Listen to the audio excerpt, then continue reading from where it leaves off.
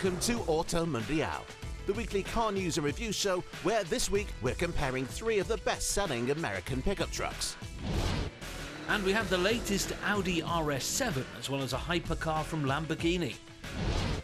All that is still to come. First though,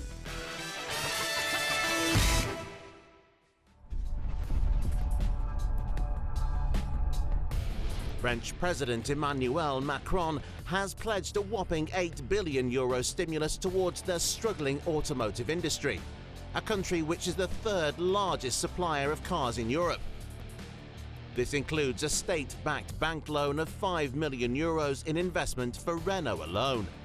These measures are designed to assist suppliers to upgrade production, with subsidies for manufacturers to encourage demand and a resumption in trade, with a long-term goal to make France a centre for electric vehicle output. This strategy will also enable unsold cars to be destocked, with Renault especially likely to benefit from this rescue plan. Needless to say, the sector will need more help in the long term. Job cuts are likely to continue, but this investment lifeline will go a long way in reinvigorating an industry in which France and the whole world relies upon.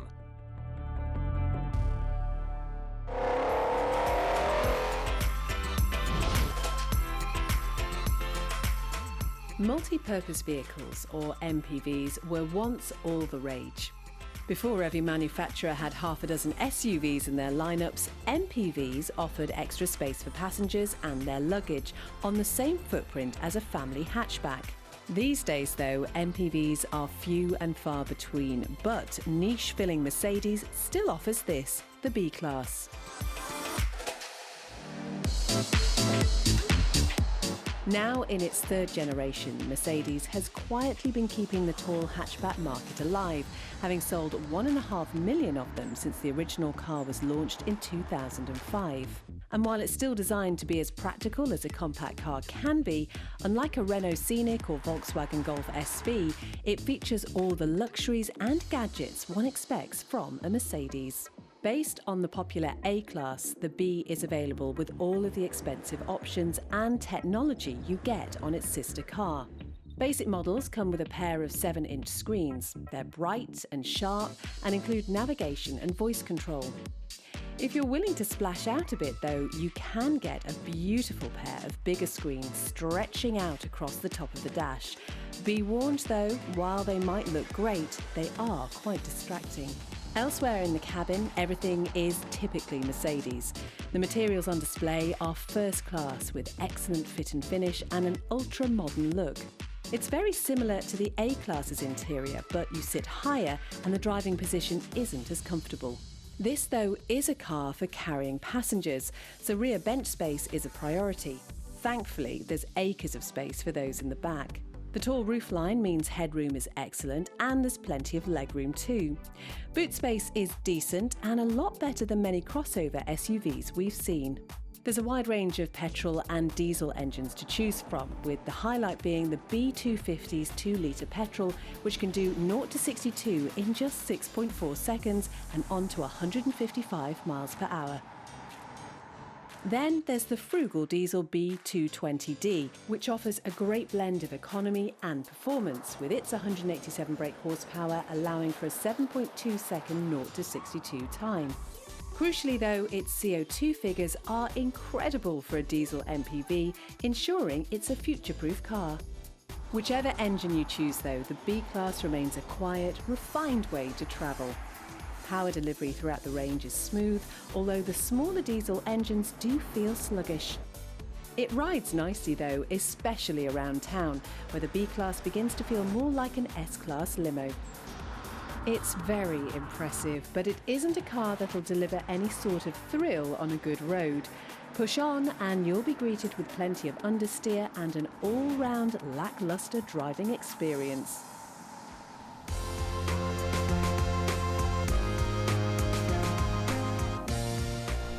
But how does its main rival get on, the BMW 2 Series Active Tourer? Not to be confused with the Grand Tourer, the Active is BMW's first foray into the MPV market. Aimed squarely at the B-Class, the BMW is another premium choice in a market traditionally dominated by cheaper brands. Like the Mercedes, it features a fantastic interior with a bewildering array of tech and gorgeous leather and trim finishes. And while it handles much more predictably than the B-Class, its front-wheel drive layout means it isn't even close to delivering the typical BMW driving experience. Buyers in this segment though care more about practicality, and that's where the BMW lets itself down. Both luggage capacity and interior space are worse than the Mercedes, with not much more versatility than a regular hatchback or crossover. And it's for that reason that the B-Class takes the win. It seems like quite a lowly segment of the market now, but with the best B-Class yet, Mercedes could continue to quietly sell them in their millions. While few of us will care to admit it, deep down all of us love American pickup trucks. They're big, brash, and unashamedly blue-collar. They are Bruce Springsteen in Levi's, and we wouldn't have them any other way. And with some recent updates to the Chevrolet Silverado, we've got an excuse to get lost down a big truck rabbit hole. The Silverado is Chevrolet's mainstay in the fiercely competitive full-size truck market. Around 45,000 of them are sold every month, not including the mechanically identical GMC Sierra, making it only the second best-selling truck in America. Yep, incredibly, Ford sells even more of its F-150 models, with roughly 70,000 units shifted every month. Then there's Ram, more or less equaling Chevy's numbers. Trucks then are big business.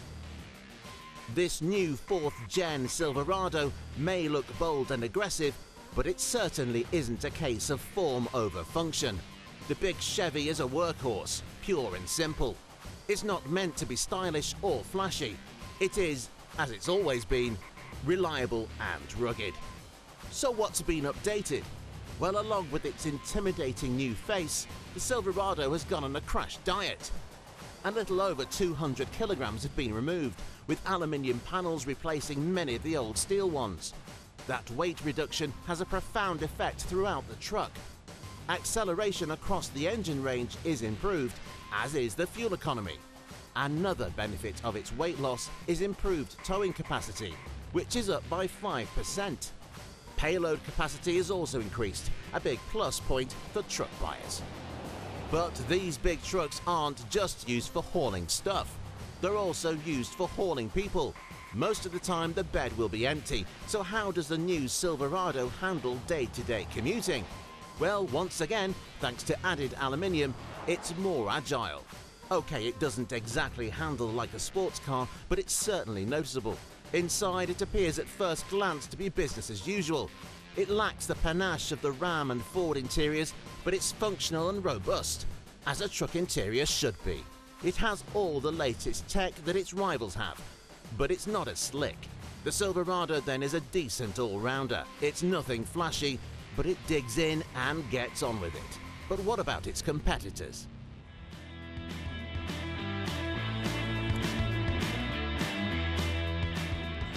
Like the Chevy, the Ram 1500 has adopted the less is more principle with weight shedding through the use of aluminium. But that's where its similarities with the Chevrolet end. Where the Silverado is a functional truck with its emphasis on practicality, the Ram is a far more luxurious alternative. Every electric gizmo you can imagine is found in the cabin. The 12-inch infotainment system looks great and works well, while air suspension and leather seats make it a great everyday truck. Plenty of trim levels are on offer, all of which are well equipped, but all this luxury does come at a cost.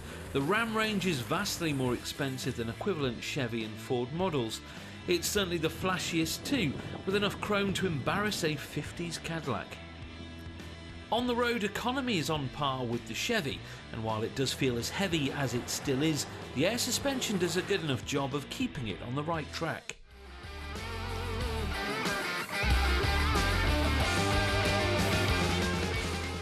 So, how about America's best-selling truck, the Ford F-150? In fact, it's been the country's bestseller for over 40 years and America's best-selling vehicle of any sort for well over 30. It is a sales phenomenon. A remarkable achievement, especially as the current model hasn't had a major update since 2015. It does have some new features for 2020 though, including improved infotainment and safety tech. Most notably though, the 444 horsepower engine from the Mad Raptor performance model is now available in the more road-focused and luxurious limited trim level. Inside, it sits somewhere between the rugged Silverado and the plush Ram. It is, of course, a comfortable, well-thought-out cabin, but it misses out on the tech and materials used in the Ram. It also sits between the two on price, making it the perfect middle ground. It's no surprise then that the F-150 remains America's best-selling vehicle. But which is really the one to go for? Well, our heart always lies with an underdog, and in this company the Chevy is just that. It makes do with all the fancy frills of the Ram, and despite its slightly more utilitarian atmosphere, it feels more up-to-date than the Ford. The perfect choice for people that just need a truck.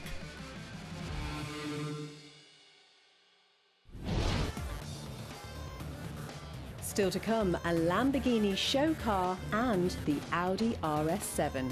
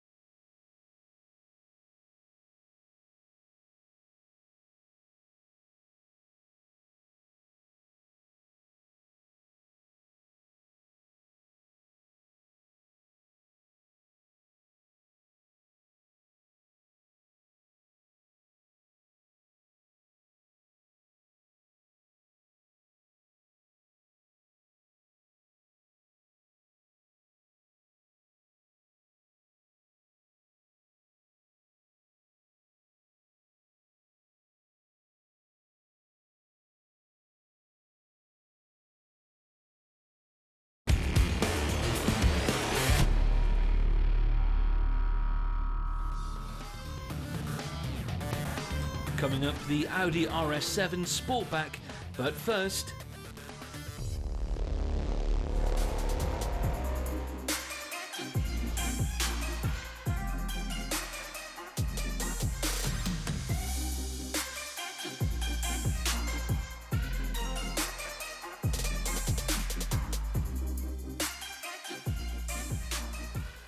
Supercar lovers tend to be divided into two main camps. You either love the passion, science and precision of a Ferrari, or you love the outrageous styling, roaring V12 and general anti-socialness of a Lamborghini.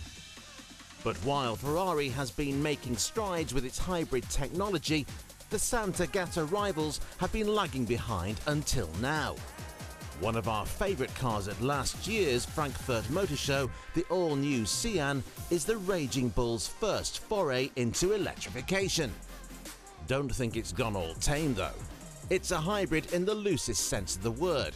It retains the Aventador's naturally aspirated 6.5-litre V12 and pairs it with a 48-volt electric motor commonly found in Audi's mid-hybrids. The result is 808 brake horsepower and 0 to 62 in under 2.8 seconds. This then is very much a proper Lamborghini. The electric motor produces just 34 brake horsepower and is sandwiched between the engine and the transmission.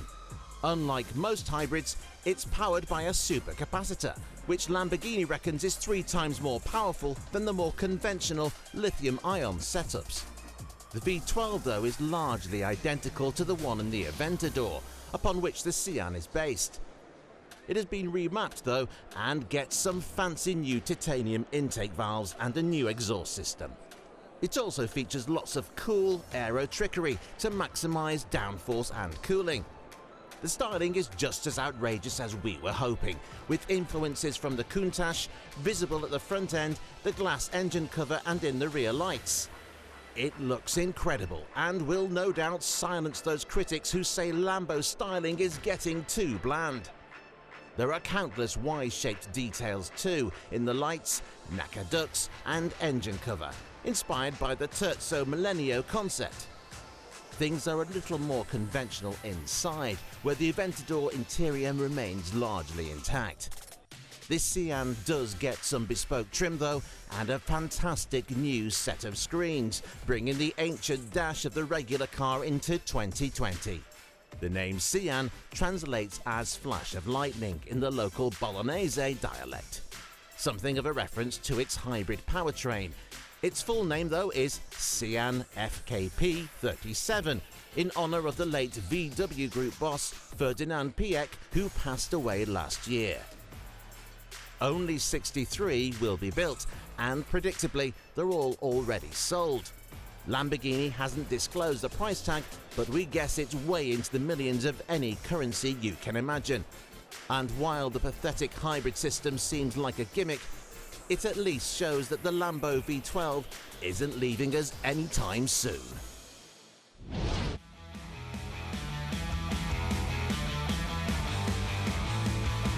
Hurrah! After months of lockdown and wondering when we'd start to see new cars being released, we've finally been treated to one. Well, we say new car, this new pickup truck is the latest model in the Ford Ranger lineup. Called the Thunder, the latest iteration of Ford's European truck is based on the existing Wildtrak trim level, but with added styling upgrades and a smart new colour scheme. The limited edition pickup gets some new bespoke alloy wheels, as well as colour-coded skid plates and some distinctive red trim details. Okay then, it isn't exactly a radical new model, but this is hopefully a sign of things to come as the car industry begins to get back on its feet. It arrives after a record sales year for the Ranger, with 52,000 units sold in Europe in 2019, 16,000 of which were in the UK.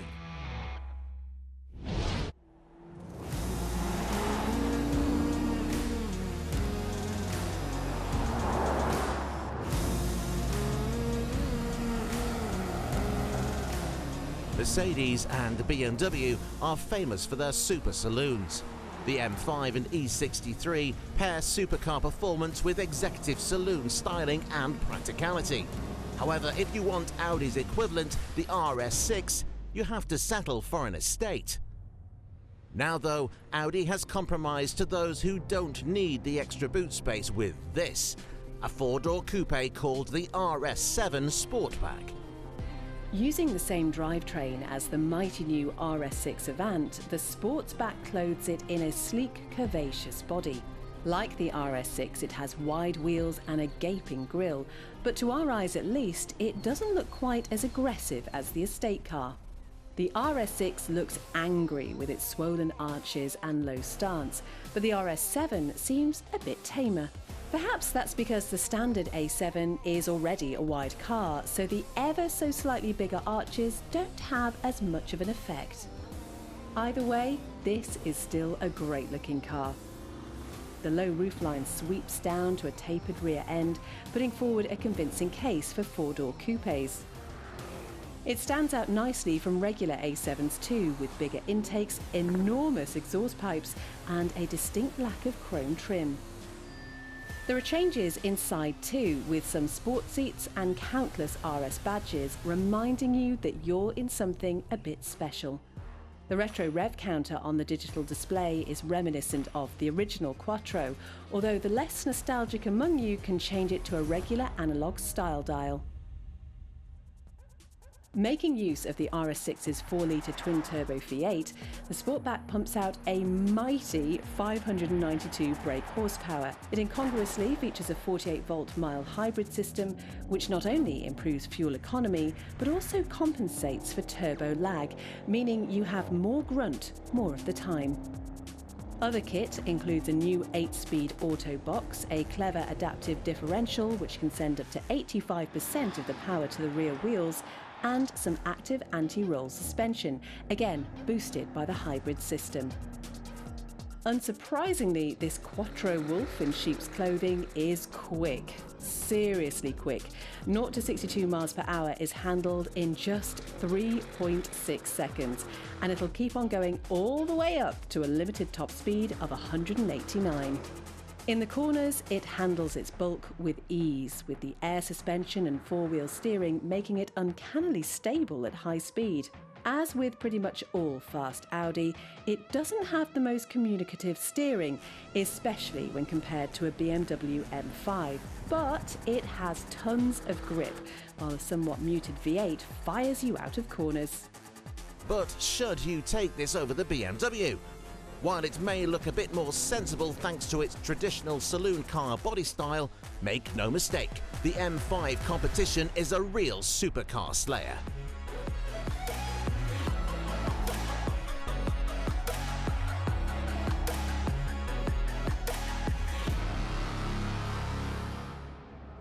With 616 brake horsepower on tap and four-wheel drive, the 4.4-litre V8 saloon can hit 62 miles per hour in just 3.3 seconds on its way up to 190 miles per hour. And while the M5 has evolved to be so powerful that drive needs to go to all four wheels, it'll still let you hang the back end out like a proper M car. The competition model gets some revised stiffer suspension, making it hard to believe you're driving a heavy four-door saloon as you thread your way through corners with the agility of a small sports car. To be honest, Audi's RS cars have never really been able to match BMWs for sheer driving pleasure. But with the big power and its ability to stick to the road like glue in all weathers makes the RS7 a deeply appealing car. Us though, we take the RS6 so our dogs can experience it too.